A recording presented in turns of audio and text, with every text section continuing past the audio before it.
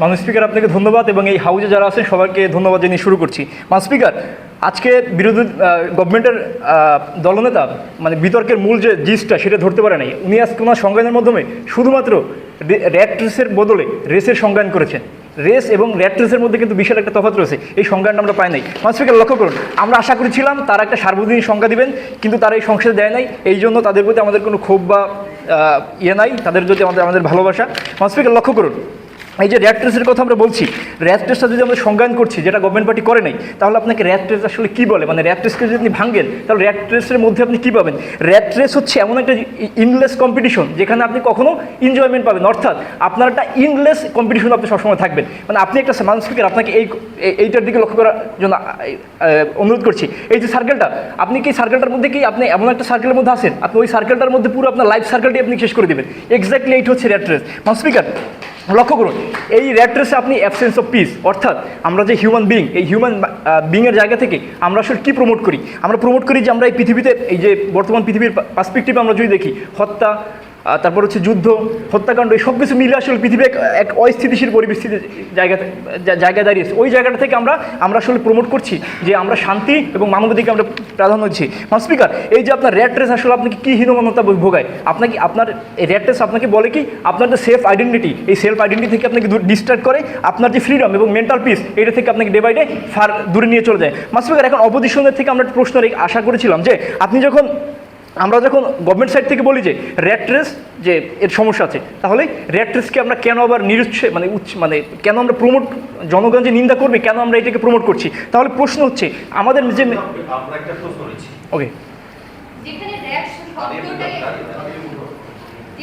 শব্দটা একটা mob কালচারকে promote করতেছে, সেখানে আপনি কিভাবে বলতে যাচ্ছেন যে এই র্যাটের সংজ্ঞায়ন আমি করবো? কেন আমি একটা নেগেটিভ জিনিসকে সংজ্ঞায়ন করছি? সেকেন্ড জিনিসটা কোশ্চেন আপনি বারবার বলতেছেন স্যার উনি একসাথে দুইটা কোশ্চেন করতে পারেন না, উনি সম্পূর্ণ প্রশ্ন উনি একসাথে দুইটা কোশ্চেন করতে পারেন না। সেটা হচ্ছে আপনি বারবার বলতেছেন যে এটার জন্য আপনার নিরুৎসাহিত হয়ে যাচ্ছে, মেন্টাল পিস নষ্ট হচ্ছে, আর সেই পর্যন্ত রাডার বলা যায় একটা পিস অফ ফুডের। তো আপনাদের জীবনে ওই এমবিশন না থাকে, তখন আপনি সেই রেসটাকে কেন করবেন? আপনার জীবনে রেস নাই, কম্পিটিশন নেই, আপনি জীবনে কিভাবে যাবেন? আপনি বেঁচে আছেন কেন? কি প্রোভাইড করার জন্য আপনি? স্যার আমি প্রশ্নটা বলছি যে ওনাদের প্রশ্নটা হচ্ছে আপনি যদি এই রেসটাকে যদি আপনি ডিনাই করেন, তাহলে পৃথিবীর যে প্রগতিশীলতা এইটা তো আসলে আলটিমেটলি বিলুপ্ত হয়ে যাবে। মাননীয় স্পিকার, লক্ষ্য করুন, পৃথিবীতে এই র্যাট রেসের ধারণাটা কখন এসেছে? আমাদের যখন শিল্প বিপ্লব হয়েছে, শিল্প বিপ্লব পরবর্তী সময় 9টা 5টা যে অফিসের ধারণা, এই জায়গাটা থেকে একটা র্যাট রেসের একটা মানে বর্তমান সময় মানে একটা মানুষ কী করছে, ও সকাল 9টা থেকে বিকাল 5টা পর্যন্ত অফিস করছে।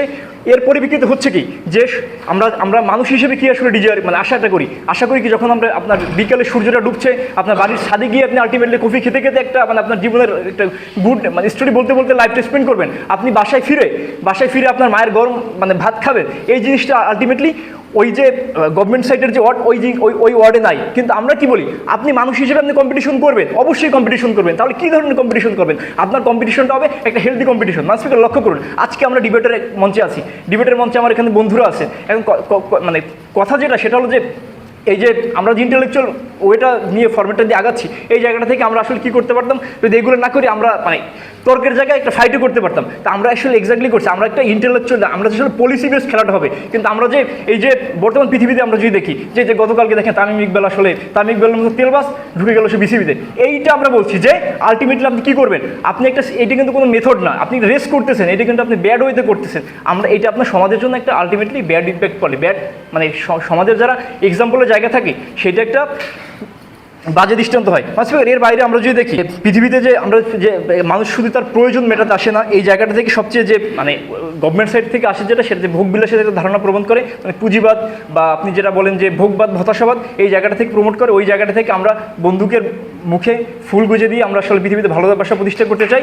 সব মিলে এই সংসদে এই অপোজিশন উইন করবে সেটা আশা করছি। ধন্যবাদ।